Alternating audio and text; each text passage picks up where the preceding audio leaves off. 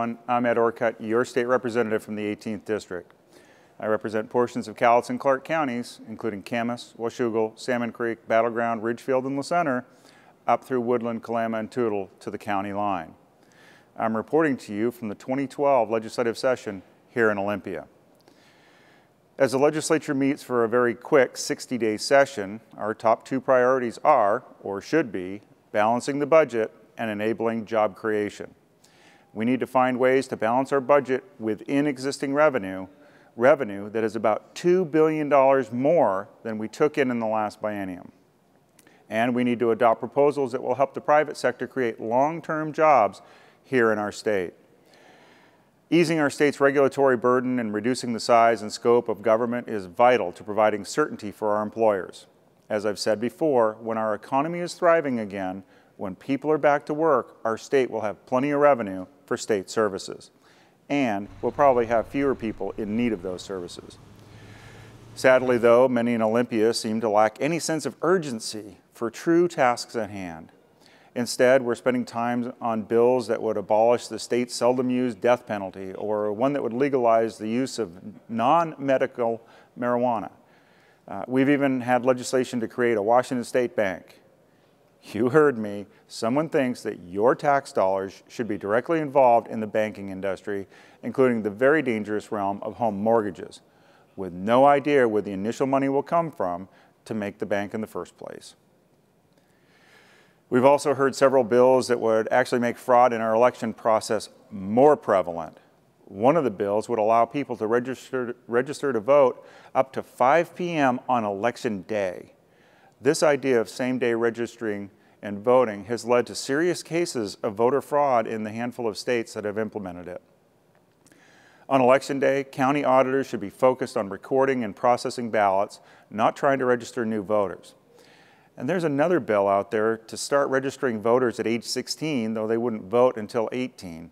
I guess that kind of eliminates the need for registering clear up till 5 o'clock on election day, but neither one of these bills really assists our auditors at the task that's at hand, and that's making sure our elections are done right.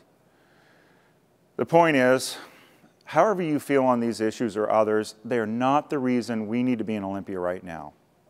The reason we're here, the only reasons we're here, in my opinion, is to come up with a budget solution that protects education, public safety, and the developmentally disabled community, and others that are vulnerable in our society, and to pass legislation that will help create more private sector jobs in this state.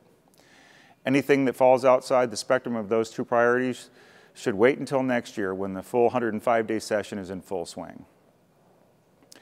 Over the years, many of you have thanked me for my stances on issues I report on, either in my e-newsletter or here during my legislative updates.